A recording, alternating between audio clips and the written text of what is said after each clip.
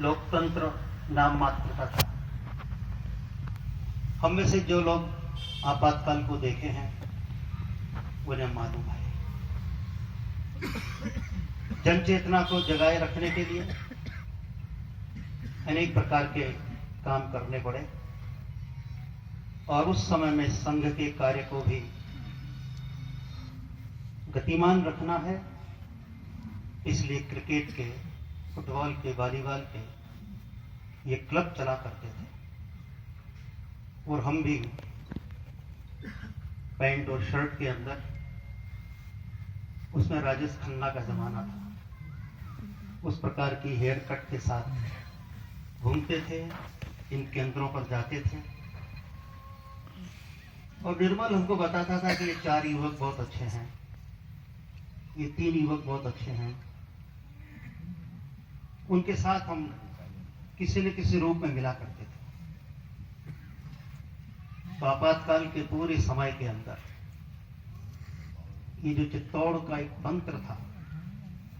उस तंत्र को उसने बखूबी निभाया और मुझे आज ये कहने के अंदर गर्व होता है कि उस समय के अंदर राजेंद्र सिंह जी राठौड़, वो सीबीआई की ओर से यहाँ जयपुर थे, बड़े बुद्धिमान थे, लेकिन जो ये सारे निर्मल और उनके साथ स्वर्गीय ओम व्यास, ये 5-7 बालक, उन सब से उसने संपर्क कर लिए थे, लेकिन इन्होंने कभी भी उनको सही जानकारी नहीं दी और वो कहते थे कि हाँ अंकल आए थे, चले गए। उस बात को आपातकाल के बाद उसने मुझे बोला कि मैं आज इस बात को बड़े बेझिझक कहता हूं कि जितने संपर्क के आपके 5 प्रमुख सूत्रधार थे,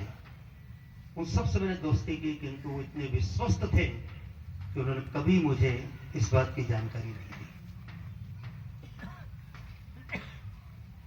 जब उसकी नौकरी लगी उस समय मैंने एक ही बात कही थी कि जिन संस्कारों को तुमने पाया है, उन संस्कारों को जीवन भर निभाना है। कोई भी एक काला दाग अपने इस जीवन पर नहीं लगना चाहिए। आज के 1.5 महीने पहले मैं चित्तौड़ आकर के उससे मिल करके गया था, तो उसने वो बात मुझे याद दिलाई कि भाई साहब,